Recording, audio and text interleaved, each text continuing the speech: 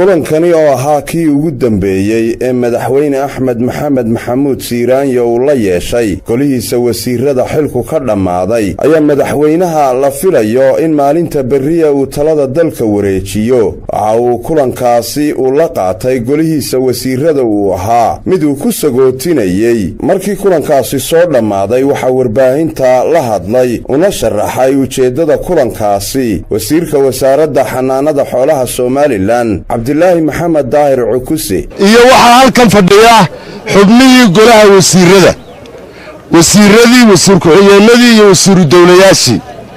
kulankan ama muuqaalkani waxa uu ka soo baxay shirkii golaha wasiirada ee u dambeeyey oo madaxweynuhu uu nagu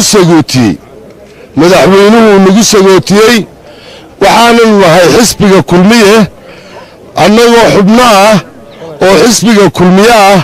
maanta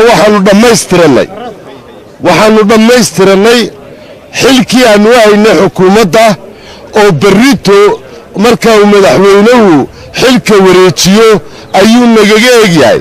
berri haddaaya ayuu xilkaasi nagaga egyahay markuu madaxweynahana magacaabay wakhti xilka uu wareejiyo.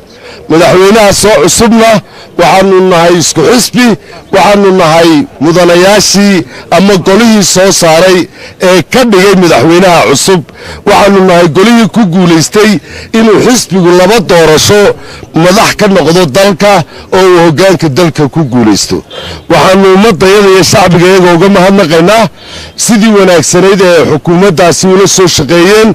waxaanu annaguna isku bogaadinaynaa tacabkii tirada badnaa ee aanu la nimi iyo waxqabadkii sababay in kulmiye mar labaad la doorto. dhinaca kalena madaxweynaha Somaliland Axmed Maxamed Maxamuud Siiraanyo ee maalinta berriya talada dalka wareejinaya ayaa ku sagootiyey kuna sharfay Abwaan Xasan Dhuxul Laab Saalax shahaada sharaf, taasi oo la sheegay inuu ku mutaystay koriqaadista uu ku sameeyey. waxaana arrintaasi ka hadlaya oo faahfaahin ka bixinaya wasiirka wasaaradda xanaanada xoolaha Somaliland Abdullaahi Maxamed Daahir Cukuse. madaxweynaha jamhuuriyadda Somaliland mudane Axmed Maxamed Maxamuud Siiraanyo waxa uu saaka xafiiskiisa ku qaabilay Xasan Saleebaan Dhuxul oo ka mida abwaanada ahdigan ugu caansan, oo ka mida abwaanada da'da yar ee hal abuurka la yimi dadkuna ay aad u jecel yihiin.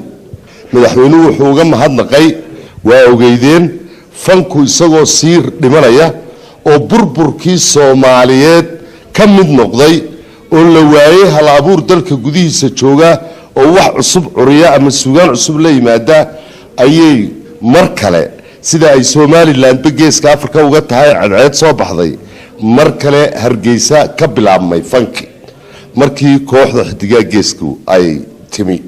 maantana waxaa jira kooxo badan oo fanka ah oo wasaaradda warfaafinta la shaqeeya. madaxweynuhu isagoo sharafka u haya ayuu shahaadada ku maamusay Xasan Saleebaan Dhuxul oo ka mida abwaanada da'da yar. Xasan Maalidar, telefishinka RTN, magaalada Hargeysa.